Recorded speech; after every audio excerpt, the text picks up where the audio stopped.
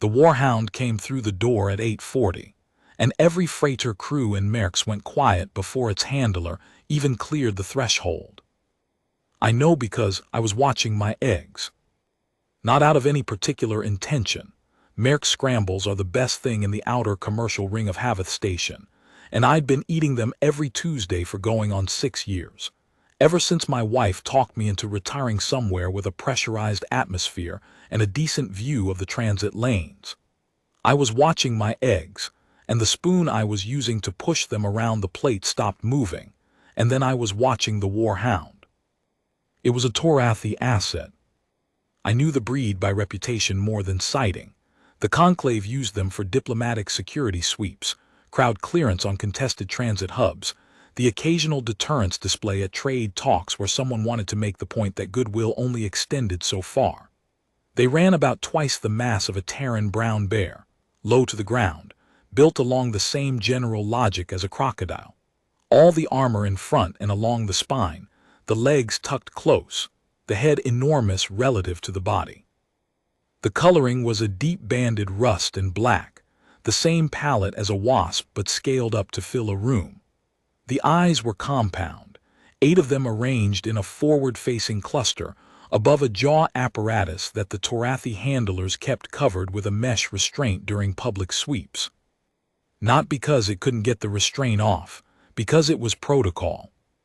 There were 4 Torathi diplomatic security personnel behind it. 2 flanking the handler, who was a young male by the look of him, junior rank insignia on the shoulder banding, the slight forward lean of someone managing an asset that outweighed him by a factor of 4. The other 2 were working the room entrance, checking IDs and running whatever scan, packages the Conclave security clearance required for this particular transit hub on this particular Tuesday. The 4th was the chief.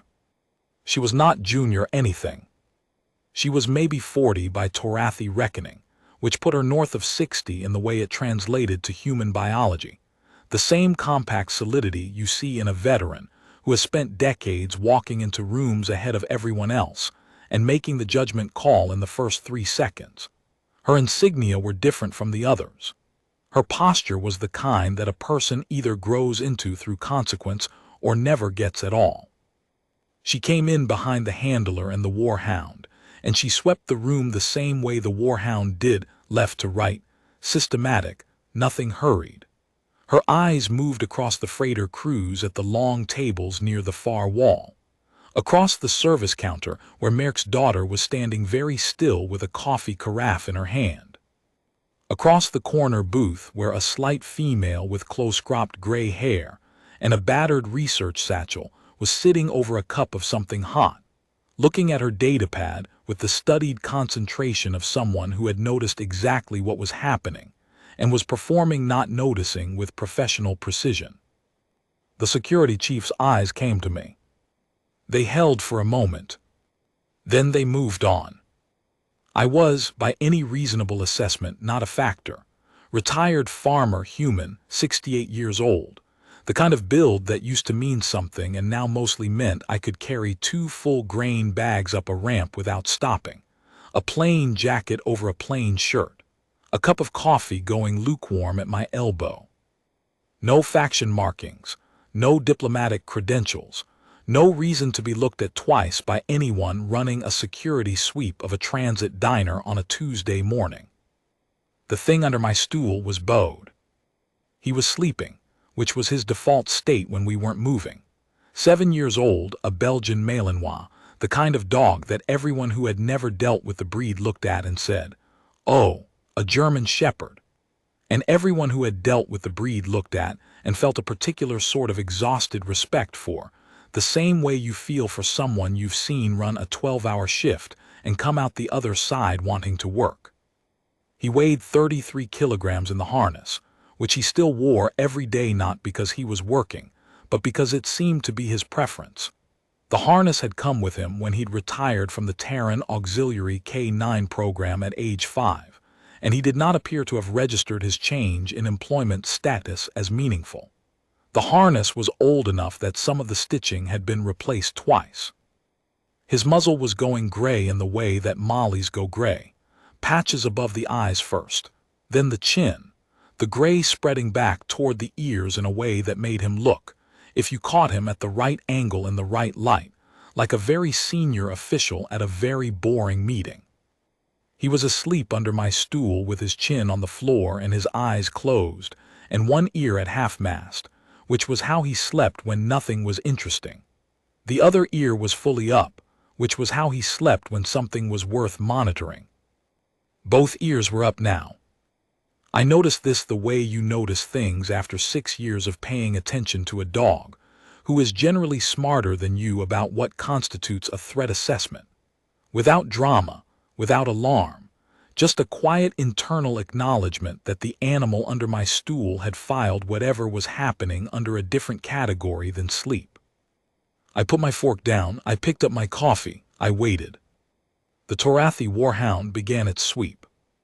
It moved the way large predators that have been disciplined into service move, with that specific quality of suppressed momentum, as if the mass is not walking so much as barely being held from doing something else. The handler kept the lead at a constant tension, not tight enough to be restrained, just enough to maintain the fiction of direction. Every creature in the room that had a predator-response architecture, which was everyone except possibly Merck's daughter, and one of the freighter crew from a species I couldn't name who seemed to be made mostly of coral, had gone still. The warhound worked left to right. It stopped at each of the freighter crew's tables just long enough to do whatever olfactory or electromagnetic scan the Conclave had trained it to perform, then moved on. Clean, methodical, professional. Whatever it was looking for, it wasn't finding it at the long tables. It came to the corner booth. The woman with the research satchel and the datapad looked up very slowly. The warhound's handler murmured something and the beast swung its enormous Rustan black head in her direction, ran the scan, held the posture for a 3 count, then turned away. The woman let out a breath she had been holding with great professionalism and went back to her datapad. The warhound came toward the counter.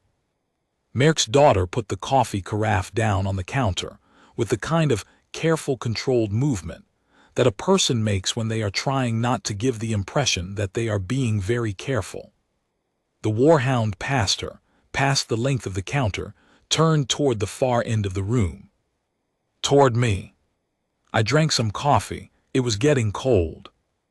The handler was about 4 meters away when Bode opened his eyes. Not with any particular urgency. The Malinois sleep-to-wake transition is not a gradual thing.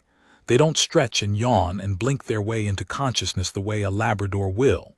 They open their eyes and they are already fully there. One moment Bode's eyes were closed. The next moment they were open, and he was looking at the warhound with the mild, patient attention of someone who has seen this before and is waiting to see if it's going to be interesting. The warhound stopped. Not slowed, stopped. As in, one pace, then no pace, the whole enormous mass of it arrested mid-stride with the front left leg still lifted, the way a machine stops when the current cuts. The handler took one more step before he registered what had happened, and then he stopped too. I didn't say anything. There didn't seem to be anything that needed saying. The warhound's handler was looking at his animal. Then he was looking at Bode. Then he was looking at his animal again. His expression was the expression of a person running a very fast diagnostic on a system that has never before returned an unexpected result. Bode had not moved from his position under my stool. He was lying with his chin no longer on the floor. He'd lifted it to his paw level, the way he did when something had his attention, and he was watching the warhound with a quality of calm that I can only describe as professional. Not aggressive, not territorial, not frightened.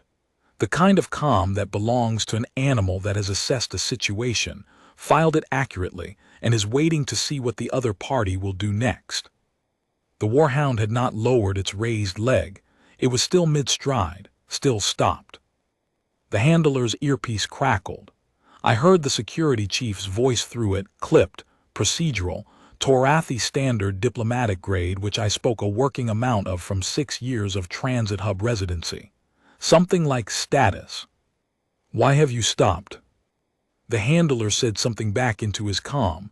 I didn't catch all of it. I caught enough. Asset is holding, ahead of scan position, at the humans. A pause. The animal under the human seating position. Another pause, longer this time. It's a Terran. The security chief appeared at the door of the diner. She had been monitoring from the exterior, and now she was inside, walking toward us with the particular economy of motion that very senior people use when they are managing a situation that has not gone to plan, and they would like this to be apparent to the situation. She stopped a few paces back from her handler and looked at Bode. Bode looked at her. Bode looked back at the warhound. The security chief studied the scene for a moment. Then she said in Torathi standard, complete the sweep. The handler said something, very quietly to the warhound. The warhound did not move. I should say here that the Torathi warhound is, by any reasonable metric, not an animal that fails to respond to its handler. The Conclave had been breeding and training them for 240 years, longer than they'd had jump-capable ships, longer than they'd had contact with the 18 other species that made up the membership roles of their diplomatic apparatus. They were, as far as I understood, the single most precisely trained working animal in explored space. Their reliability rate was the kind of number that gets used in military briefings to settle arguments. Whatever the handler was asking, the warhound had understood it.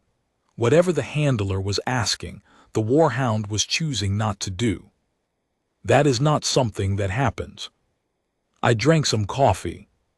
Complete the sweep, the security chief said again. Her voice had acquired a particular texture, not louder but heavier, the way a door sounds when it closes rather than swings. This was the voice of someone accustomed to giving instructions once. The handler was still crouched slightly, one hand forward on the lead, speaking quietly and continuously to the warhound in a sub-register that I couldn't hear properly. He was not panicking.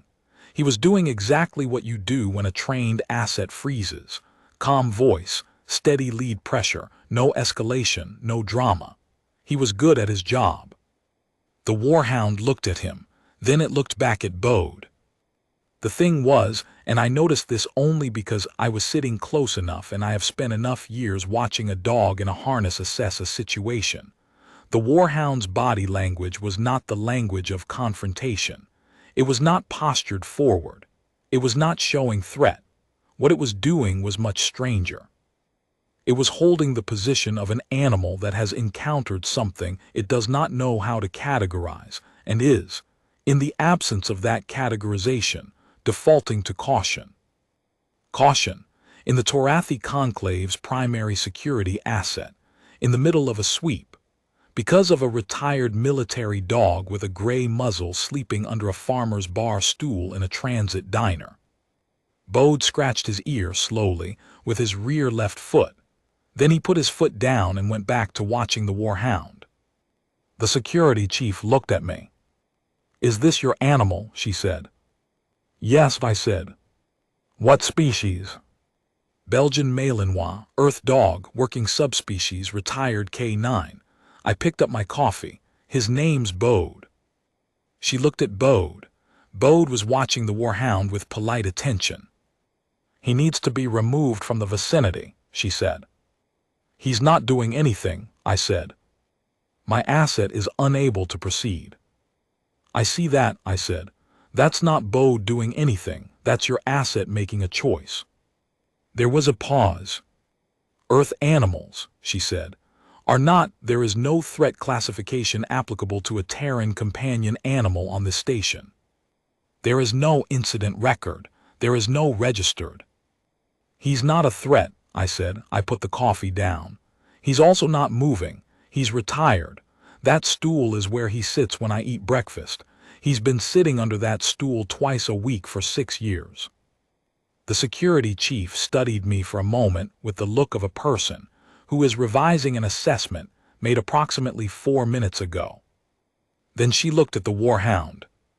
The Warhound was looking at Bode. Bode was looking at the Warhound. No sound, no movement. The whole room had the quality of a held breath. Then Bode lifted his head. Not much, just enough to bring it fully up off his paw, to raise his chin so that his eyes were level and his gaze was direct. His ears were full forward. The harness settled on his shoulders in the way it does when a dog is fully present in his body.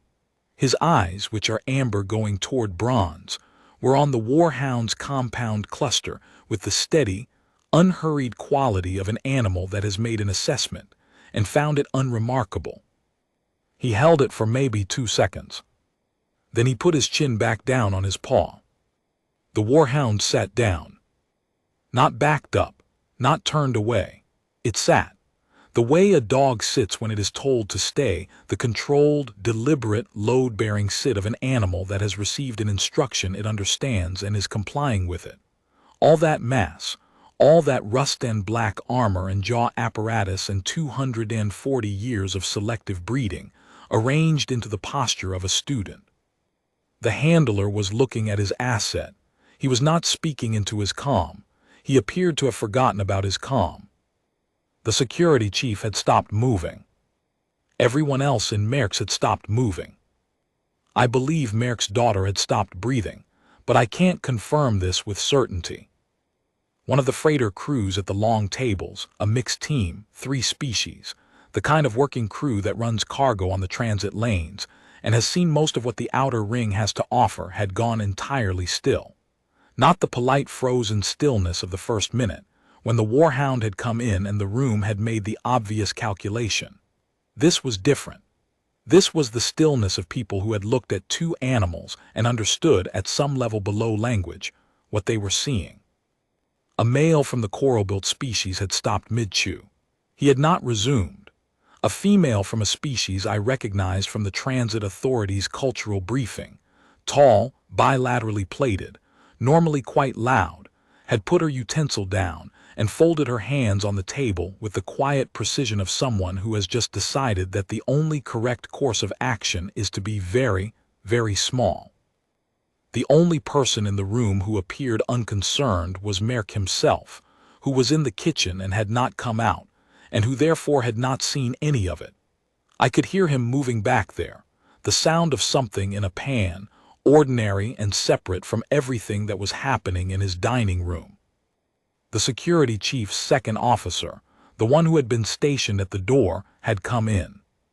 She stood just inside the threshold, looking at the tableau, the Warhound seated, the handler crouched with the lead Bode motionless under my stool, with the expression of someone running calculations on a scenario that wasn't in her training manual. The Warhound's compound eyes had still not moved from the sleeping Malinois. The security chief said, in a lower register, "Explain what you are observing." The handler said, also low, "The asset is in a settled posture, voluntary, not distress, not threat-locked. It is seated with its weight back, which is, in the assessment vocabulary we use, that's an acknowledgement posture. It's the posture you see when the asset has been given a stand-down by a ranked handler." He paused. "No one has given it a stand-down." "Then it is malfunctioning." Another pause, shorter. "I don't know," he said. "I genuinely don't know. That is not a response I have ever given about this asset." The security chief moved her jaw in the way Torathi do when they are processing something they find structurally unacceptable. She looked at Bode. She looked at the Warhound. She looked at the space between them. "What is the Earth animal's threat posture?" she said. "None," the handler said. "It has no threat posture. It is in a resting state. It looked at the asset once directly for approximately 2 seconds. Since then it has not engaged." And the asset responded to the look. "Yes. One look. Yes." The security chief was quiet for long enough that I refilled my own coffee from the carafe that Merckx's daughter had abandoned, which seemed like the practical thing to do. Bode closed his eyes. And this is the thing about Malinois, the thing that people who haven't worked with the breed don't understand until they have. The moment Bode closes his eyes in that situation, the situation is over. He has assessed it. He has communicated whatever needed to be communicated. He has rendered the judgment and executed it in the only way a dog executes a judgment, which is by demonstrating, through the simple fact of his physical indifference, that the question has been answered. The eyes closing is not disengagement, it is the closure of a file. The room understood this before anyone articulated it. I know this because the tension left the room. Not gradually, all at once, the way a held breath releases. The freighter crews at the long tables shifted in their seats, and someone said something quiet to someone else, and Merrick's daughter picked up the coffee carafe she had put down. The woman in the corner booth with the research satchel picked up a stylus and began writing very quickly on a fresh screen. The security chief stood where she was for another 15 seconds. Then she said something into her own comm, clipped and low. I didn't catch the content, but I caught the register. And the register was the one that a very senior person uses when they are issuing a change of plan that they are going to need to explain later. She looked at the handler. The handler was still looking at the warhound. Handler, she said. He looked up. Can it proceed? The handler looked back at the warhound. The warhound was sitting where it had sat, very still. Its compound eyes had not left the sleeping Malinois. Negative, the handler said. It's not, I can't explain what's happening with the asset. It is not in distress. It is not in a threat posture. It has simply stopped. Can you get it moving again? A pause. I don't know. The security chief looked at me. She had the expression of someone who has run a great many security operations over a great many years and has, on occasion, encountered the thing that falls outside the parameter set. Her expression was not anger, exactly. It was the look of a professional encountering a gap in her reference files and determining, with the particular pragmatism of experience, that the gap itself was information. What did he do? She said. Nothing, I said. The asset. Your asset saw Bode, I said, and decided to sit down. That's between your asset and my dog. I picked up my fork. It has nothing to do with me. She studied me for a long moment. How old is this animal? She said. 7. Was it trained? Retired K9, Terran Auxiliary Program. 7 years working, 5 overseas postings, 2 demobilization citations. I pushed the eggs around. He retired at 5. We've been doing this, I gestured at the diner, the stool, the lukewarm coffee, since. She looked at Bode. Bode slept. I want to be careful here about what I say and what I don't say, because there are things I know and things I infer, and I have never been a person who found it useful to confuse the two. What I know. Bode is a Belgian Malinois, male, 33 kilograms in the harness, retired Terran Auxiliary K9 with a working history that I have the documentation for, and did not, in that moment, feel the need to wave around.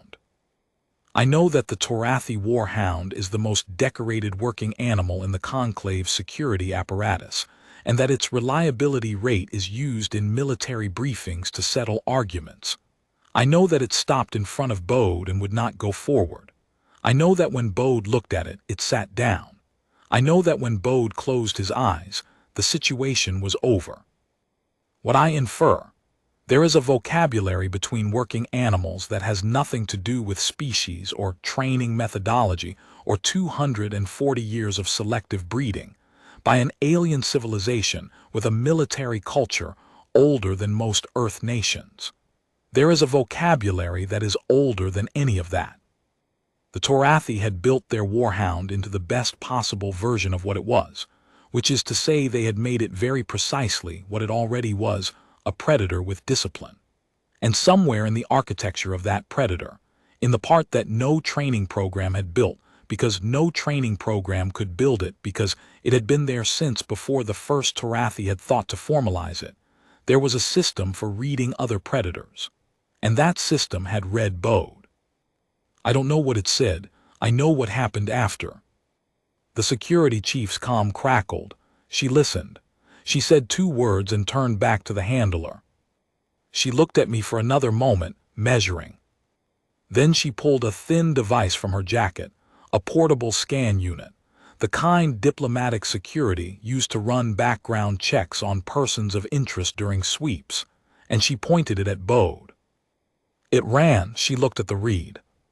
She looked at the read for longer than scans usually take. She looked at Bode. This animal, she said, it has a working history file attached to its registration, filed with the Terran Auxiliary K9 program and cross-registered with the Havath Station Visitors Authority. Yes, I said. It has a security clearance tier, assigned by a Terran military program. Retired. The clearance doesn't carry jurisdiction outside Terran facilities, but the file goes with him. She looked at the read again. It has commendation citations. 2 demobilization citations, I said. Overseas postings. Standard recognition at end of service. She was quiet. The Terran Auxiliary Program, she said finally. What does it certify? Search and detection, area assessment, threat interdiction. I put my fork down. He did detection work for 6 years. He was very good at it.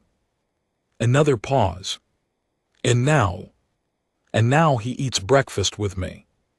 She held the scan unit for a moment longer, then she put it away.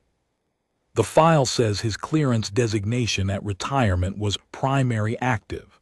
She said this without inflection, the way a person recites a fact they are still processing. That is not a designation I am familiar with in this context. It means he was running without backup toward the end, I said. Most of the last year. His partner handler rotated out and they didn't send a replacement in time, so Bode was running solo assessments.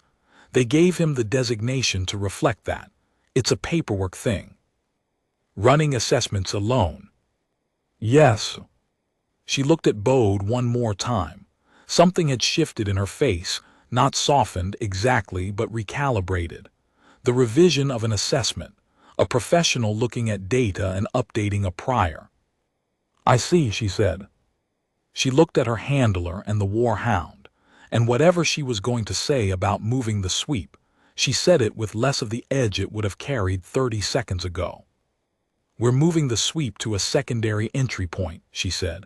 Log an exception. Log the asset as non-functional for this corridor. We will run the diagnostic back at the ship. The handler looked up from the war hound. What do I log as the cause? She looked at Bode. Environmental factor, she said, unclassified. She looked at me once more. I did not look up from my eggs. After a moment, I heard her footsteps move toward the door. It took the handler another 4 minutes to get the war hound moving. It didn't fight him. It stood when he asked it to stand. It walked when he asked it to walk. But it walked slowly, and it turned its compound cluster back toward Bode twice before it cleared the door. The door closed. Merck's daughter came down the counter with the carafe and refilled my cup without being asked. You want more eggs? She said. No, I said, these are fine. She nodded and went back to the other end of the counter. Bode did not open his eyes. I drank my coffee. That was, as far as I was concerned, Tuesday. I paid the tab. I put on my jacket. Bode got up from under the stool with the measured deliberateness of a dog who has been in one position long enough to have an opinion about it, shook himself once from nose to tail, and fell in at my left heel with the precision of a dog who had done 10,000 hours of heel work and considered imprecision in this matter a personal failing. We walked out into the outer ring corridor, which was the usual Tuesday morning condition of freight trolleys and species-coded transit signage, and the smell of 3 different food vendor operations competing for the same 30 meters of walkway. Bode walked at my heel. His ears were at the half-mast position, which was his walking baseline. The harness sat on his shoulders the way it always sat, like it had been built there. I did not look back at Merckx. We had a standing appointment at the Veterinary Services office on level 4. The usual quarterly assessment. The one Bode tolerated with the long-suffering patience of an animal who understood that the proceedings were pointless, but had decided not to make this anyone else's problem. Dr. Weschet, who ran the xenobiological animal practice on level 4, had been Bode's primary vet since we'd arrived on Haveth Station, and she was one of the few practitioners on the outer ring who had worked with Earth animals long enough to be matter-of-fact about the way a Belgian Malinois occupies a veterinary exam room, which is to say, completely, without aggression, as a simple statement of facts. The walk to level 4 took 12 minutes. Bode marked no trees, there being no trees in a pressurized transit station, but he performed a thorough olfactory survey of a structural column near the transit gate and 3 separate sections of cargo racking with the professional completeness of an animal who does not do anything halfway. Dr. Weschet's assistant was a young Haveth native female named Soren who had been working with Dr. Weschet for about 2 years and had, over that time, graduated from wariness around Bode to genuine fondness. She was behind the check-in counter when we came in, and she said Bode, with a warmth that Bode acknowledged by approaching the counter and pressing his nose briefly against her hand, which is the Malinois version of a cordial greeting between people who know each other. "You're early," Soren said. "Traffic was light," I said. "Dr. Weschet is finishing up with a patient. 15 minutes. "Fine." I sat down in the waiting area, which was a row of benches in a room that smelled strongly of disinfectant and faintly of several species I couldn't identify by scent alone. Bode sat beside me, weight on his haunches, ears up, surveying the room with the calm authority of a dog who has sat in a lot of waiting rooms and found them all manageable. There was one other patient in the waiting area, a Torathi male, young, with a carrying case on the bench beside him. I couldn't see what was in the case. The mesh facing was angled away from me, but whatever it was made a small periodic sound, like a very controlled exhalation, that suggested something alive. He looked at Bode. Bode looked at him. "Is it safe?" the Torathi male said. He said it to me, but he was looking at Bode. "Yes," I said. "That's a Terran animal." "It is." "They're from the Deathworld." "Earth, yes." He looked at Bode for a long time. Bode bore this examination with composure. "I saw footage," the Torathi male said, "of what happened at the Haveth 7 Customs Crossing 12 years ago. When the human trade delegation brought it was a different breed, a large one. There was a Reth security contingent and the Reth brought a pair of their enforcement animals and the enforcement animals." He stopped. "They backed away," I said. "They ran," he said. "The footage showed them running." I didn't say anything. "And that is the same kind of animal," he said. "No," I said, "that was a Mastiff. Bode is a Belgian Malinois, different breed, different role." "But the same planet." "Yes, same planet." He looked at Bode for another long moment. "What does it want?" he said. I considered this. "Right now, to get through this appointment and go home," I said. "He has a bed he prefers." The Torathi male looked uncertain in the way that young people look uncertain when they have received an answer that does not match the category of the question they asked. "But generally," he said.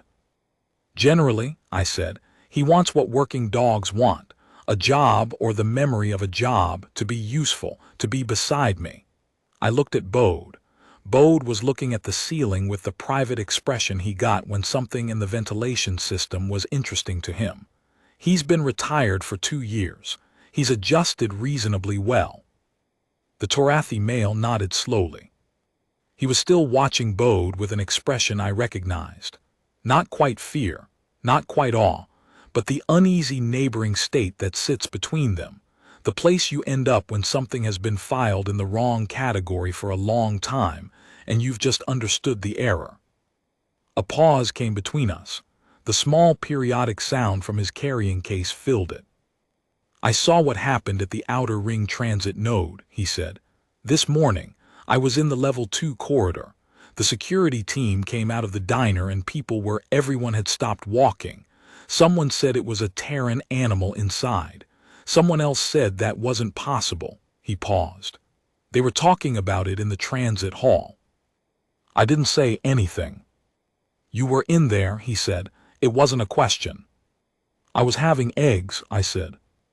He looked at Bode. Bode looked back at him with the patient, impersonal attention he gave to most things that were looking at him. Were you frightened? The young male said. I considered the question, because it deserved consideration. No, I said. Why not? Because Bode wasn't, I said, and he reads rooms better than I do. He sat with that for a moment. He put a hand on the carrying case briefly. Mine gets nervous at appointments, he said. Bode used to, I said. First couple of years. He decided at some point that Dr. Weshett was competent and that the appointments were therefore not a threat assessment problem. I looked at Bode. He has a fairly empirical approach to most things. He was in the military, the young male said. Yes. And now he comes to the veterinarian. Twice a year for the full assessment, once a quarter for the standard. Today is the standard. I picked up a waiting room pamphlet I wasn't going to read. He doesn't enjoy it, but he tolerates it without complaint. That's the most you can ask for. The examination room door opened. Dr. Weshett came out with a tall Haveth native male and a carrying case larger than the one on the bench beside the young Torathi. She handed the case across with some instructions. They concluded their paperwork, and then she turned to the waiting area. She saw Bode. She said Bode, in the particular tone that Dr. Weshett used, which was the tone of a professional who has calibrated her relationship with this patient over 2 years to one of mutual respect and minimal fuss. Bode got up. He went to the exam room door and sat down in front of it. Dr. Weshett looked at me. He's been waiting, I said. Of course he has, she said. We went in. The quarterly standard took 40 minutes, which was about the usual. Dr. Weshett ran the weight check. Bode was down 0.5 kilogram, which she noted without alarm. He'd been doing that gradually since retirement, and she had a theory about it involving reduced activity load that she had explained to me twice, and that I understood about 60% of. She checked the harness fit. Bode bore this with the stoic patience he reserved for being touched by people he trusted who were doing something to his harness, and made 2 small notations in her files. She checked his eyes. She checked his ears. She checked the molar situation, which Bode participated in with the expression of an animal who has made a negotiated peace with the indignity of having someone look in his mouth. She felt along his spine and his hip joints, which were in the early stages of the thing that happens to working dogs that have done a lot of repetitive physical work over their working years, the thing that did not bother him yet but would. He's good, she said when she was done. He's genuinely good. The hip joint situation is stable. I want you to keep doing the supplement regimen. I am. I know you are. I'm saying keep doing it. She made the last notation. How's his appetite? Consistent. He eats when I eat. Social eating, classic Malinois. She wrote something. Any behavioral changes? No, some increased alertness over the last few weeks. We had an incident this morning at Merck's. She looked up. What kind of incident? Torathi security sweep. They brought a war hound. A pause. And Bode was under the stool, and the war hound stopped in front of him and wouldn't proceed. And then when Bode looked at it, it sat down. Dr. Weshett set her stylus down on the exam table. She looked at Bode. Bode was sitting on the floor of the exam room with his chin at approximately the height of the table surface, watching her with the patient focus of an animal who has completed the assessment and is now waiting for the humans to finish. "A Torathi warhound," she said. "Yes." "Stopped." "Yes." "In a standard security sweep." 47 stations cleared, I said. The security chief mentioned it when she was on the comm. 47 prior sweeps, no incidents. Then Bode. Dr. Weshett was quiet for a moment. "How long did it take?" she said. "To stop immediately, 3 or 4 paces out." I thought about it. When Bode looked at it, when Bode actually looked at it directly, about 2 seconds after that, the warhound sat. And Bode went back to sleep. Dr. Weshett looked at Bode for a long time. Bode looked back at her with the mild and uncomplicated steadiness of a dog who has no agenda. "I'm going to be very honest with you," she said, "because we've been doing this long enough that I think honesty is what you want." "Always," I said. "I have been a xenobiological animal practitioner for 22 years. I've worked with 83 distinct species of non-Terran working animals and approximately 12 species of Terran animals, counting subspecies. I have read everything available in the xenobiology literature on Earth predator recognition responses, interspecies apex communication, the neurochemical basis of working dog arousal states." She picked up her stylus and put it down again. "I do not have a clean clinical explanation for what you're describing. What I have is a very strong hypothesis." "Go ahead," I said.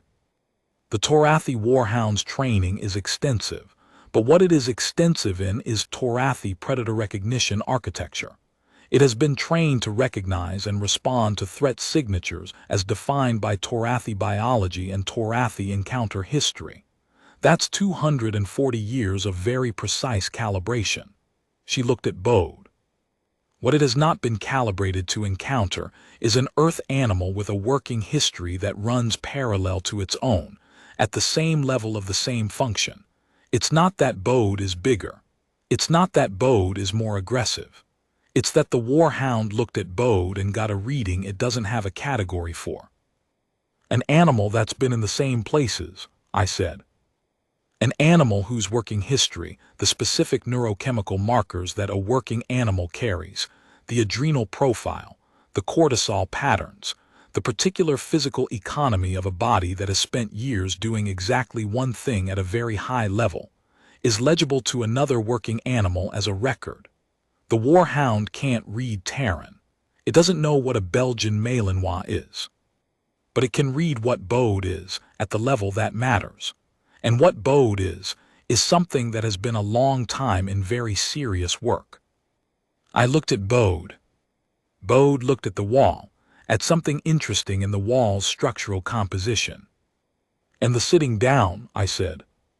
"That's the part I find most interesting." She picked up the stylus for real this time and made a note. "Sitting in predator communication is submission, yes, but it's also its acknowledgement. It's the gesture of an animal that has encountered a senior and is registering the hierarchy correctly. The warhound didn't fight and lose. It didn't turn and run. It sat. That's a very specific response. That's the response of an animal that has received information it considers accurate and is acting on it accordingly." She set the stylus down. "The Torathi warhound," she said, "in its own terms, in its own language, decided that Bode outranked it, and it behaved appropriately." I sat with that for a moment. "He's a retired farm dog," I said. "He spends most of his time sleeping under my stool at Merck's."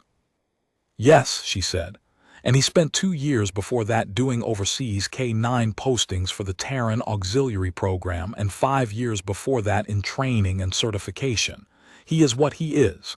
The retirement doesn't change the record." She looked at Bode one more time. "He carries what he is." The warhound read it. Bode sneezed. He looked briefly surprised by this, as dogs do, and then he looked back at the wall. "Well," I said. "I'm going to write this up," Dr. Weshett said.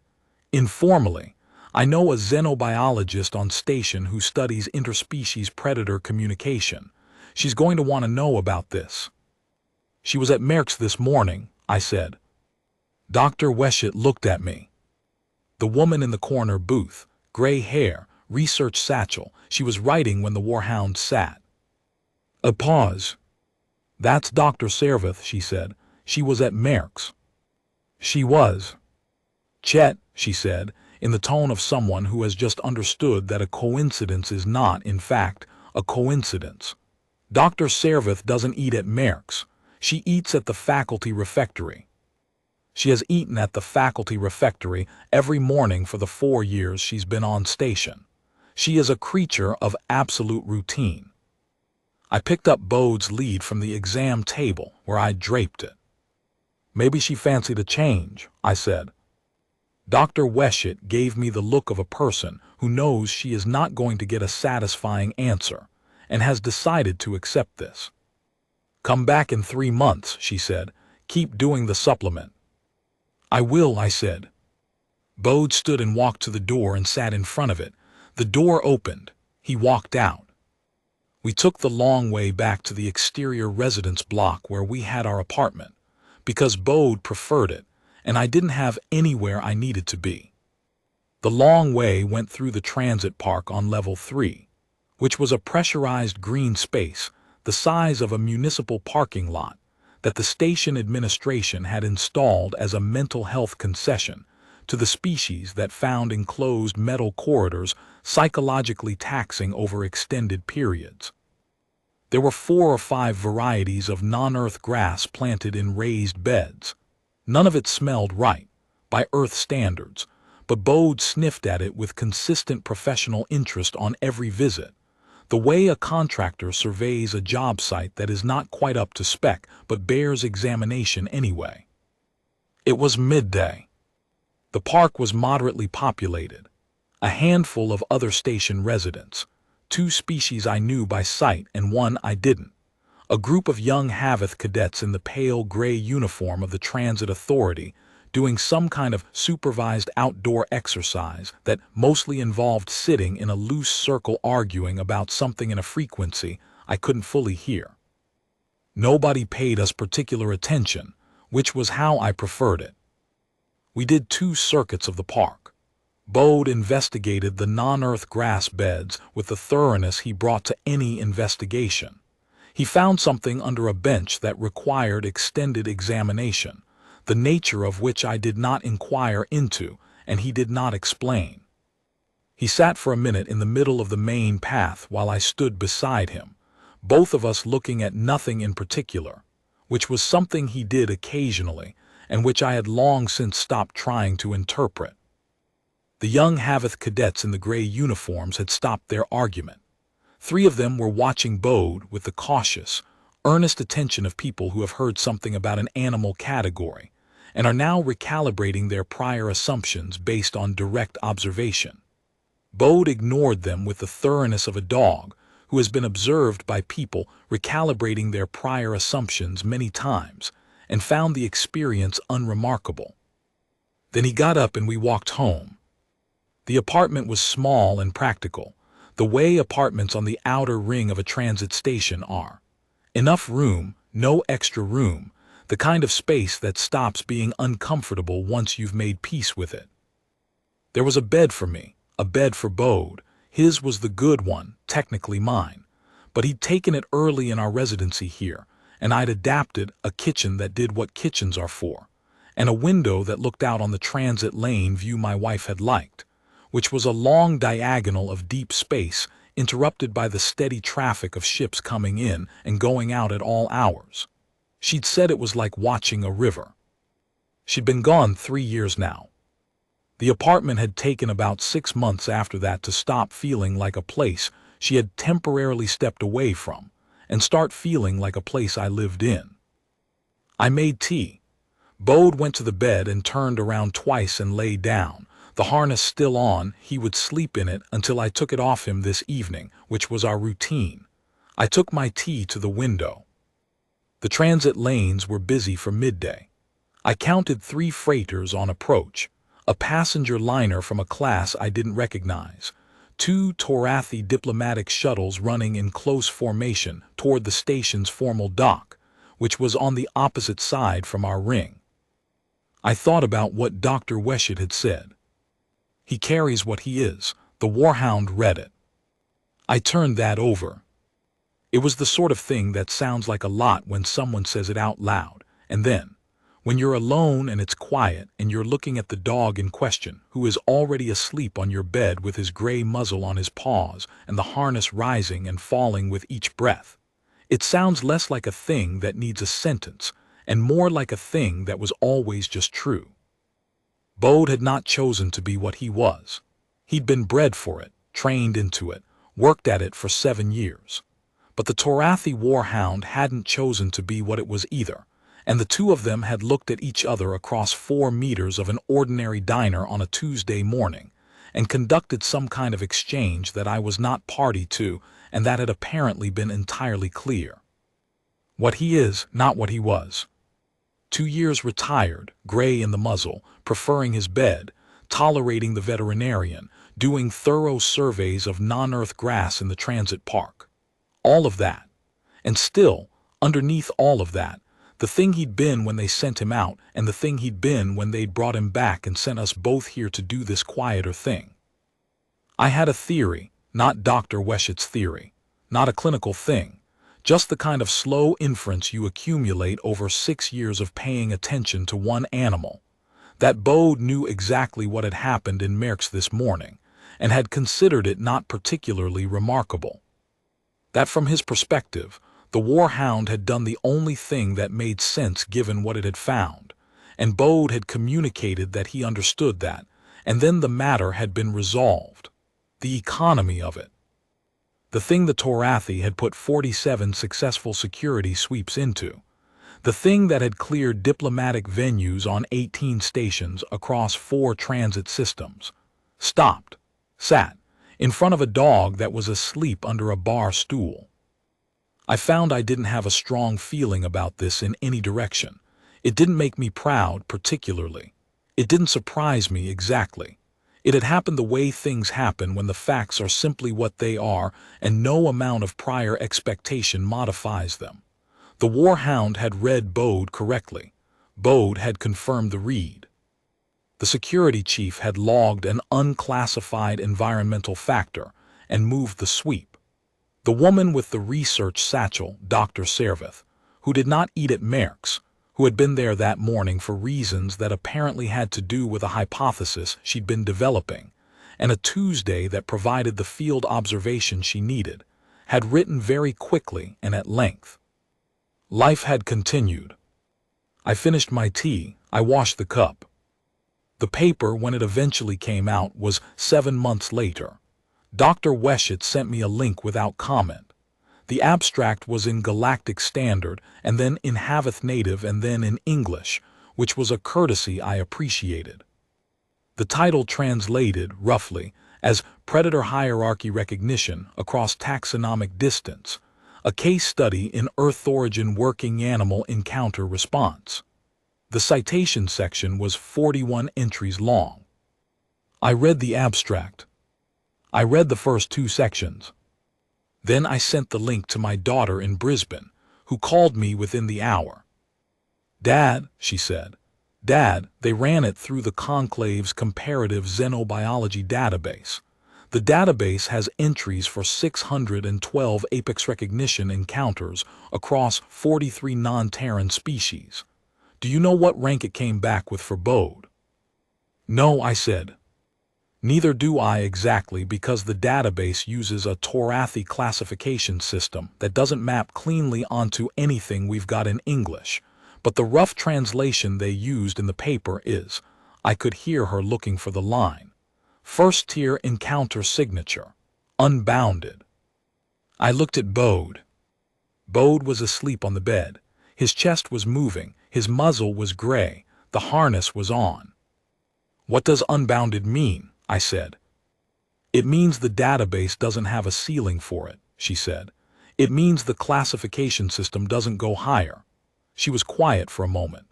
Dad, do you understand what I'm saying? In 612 encounters logged over 40 years in the Conclave's database, they have never had an asset record a first-tier encounter signature. The category existed, but nothing had ever. She stopped. They made the category expecting they'd encounter something that filled it eventually, and they've had it for 40 years, and the first time it fires is a retired Belgian Malinois under a bar stool. I looked at Bode. The harness rose and fell. They're going to want to study him, I said. They already asked. Dr. Weshett told them he's a private animal under Terran K9 retirement protocols, and any contact would need to go through the Auxiliary Programs Records Office. Good. She also said, and I'm reading directly from her message to me here, your father is unlikely to agree to anything that disrupts Bode's Tuesday routine, and I support this position. Good, I said again. There was a pause. I could hear my daughter thinking, which had a particular texture. Dad, she said, how are you doing with all of this? Fine, I said, I'm fine. It's a lot. It's a paper, I said. A lot of citations. Good work, probably. Bode doesn't know about it and I can't explain it to him, so as far as our daily operations go, nothing has changed. She laughed, that short sound she makes when she finds something funny that she didn't expect to find funny. Our daily operations, she said. That's what it is, I said. We have a routine. The paper doesn't alter the routine. Right, she said. Okay, another pause. He's good though, Bode's good. He's sleeping on my bed with his harness on, I said. He's exactly what he is. Yeah, she said. Yeah, okay.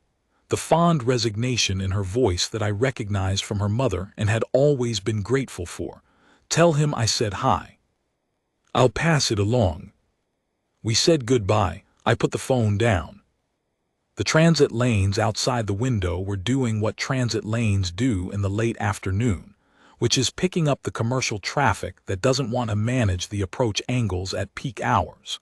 Ships moving. Lights resolving out of the dark of the transit corridor into the recognizable shapes of freighters and supply runners, and the occasional diplomatic vessel working its way toward the formal dock. Bode opened his eyes. He looked at the window. He looked at the traffic in the transit lane with the mild, even interest he brought to most things that moved. Then he looked at me. I moved his food bowl to the eating position, which was our signal that it was close enough to dinner to start thinking about it. Bode got up from the bed with the deliberateness of a dog who takes transitions seriously, shook himself once, and walked to the bowl and stood over it with the patient focus of a dog waiting for the food to appear. I got his food from the cabinet, I measured it, I put it in the bowl. He ate. I stood at the window while he ate, watching the traffic. I thought about the paper, and the 41 citations, and the first-tier encounter signature, and the Torathi database category that had existed for 40 years, waiting for something to fill it. Bode finished his food. He came and stood beside me for a moment at the window, looking out at the transit lanes with whatever he made of them. Then he went back to the bed, turned twice, and lay down. He put his chin on his paw. He closed his eyes. The transit lanes moved outside the window. Ships in, ships out. The usual evening light on the outer ring, the diffuse glow of the docking array, the long, slow pulse of the approach beacons in their patterns. In the morning, it would be Wednesday. Not a Merck's day. We had our own breakfast arrangement for Wednesdays, which was a different establishment 2 levels up with worse eggs but better coffee, and Bode had an opinion about the structural column near its entrance that he refreshed weekly with considerable investment. The paper would still exist on Wednesday. The database would still have its new entry. The Torathi security chief would still be logging an unclassified environmental factor somewhere in her incident records. Dr. Servith would be working on the follow-up, probably. Bode would be asleep on my bed with his harness on until I took it off at 9:30, because that was the routine. That was all of it. I went to bed,